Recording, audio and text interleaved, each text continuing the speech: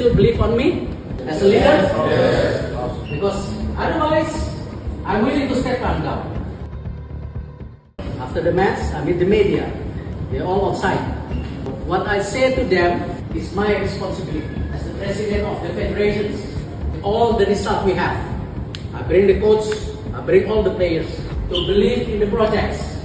The question, do you all still believe in this project? Do you still believe on me as a leader? Yes. Because otherwise, I'm willing to step down.